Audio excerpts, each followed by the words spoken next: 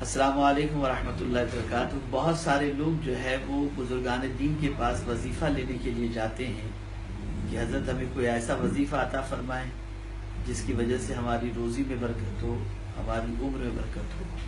میں آپ کو آج ایسا ایک وظیفہ بتاتا ہوں جو آقا کریم صلی اللہ علیہ وسلم نے عطا فرمایا ہے۔ رسول گرامی وقار صلی اللہ علیہ وسلم نے ارشاد فرمایا، جو شخص یہ چاہتا ہو کہ اس کے مال اور عمر میں برکت ہو، اسے چاہیے کہ وہ رشتہ داروں کے ساتھ اچھا سلوک کرے۔ اب جو بھی رشتہ داروں کے ساتھ اچھا سلوک کرے گا، آقا کریم صلی اللہ علیہ وسلم کے فرمان کی روشنی میں اللہ اس کے مال میں بھی برکت عطا فرمائے گا اور اس کی عمر میں بھی برکت عطا فرمائے گا۔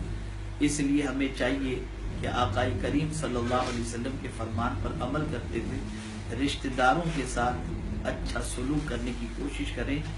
آقا کریم صلی اللہ علیہ وسلم کا فرمان حق ہے اور انشاءاللہ العظیم اس کے عوض میں اللہ رب العزت جل جلالہ ضرور اس کی برکتیں عطا فرمائے گا۔ اس پر خود بھی عمل کریں اور اسے دوسروں تک پہنچانے کی کوشش بھی کریں۔ السلام علیکم ورحمۃ اللہ وبرکاتہ۔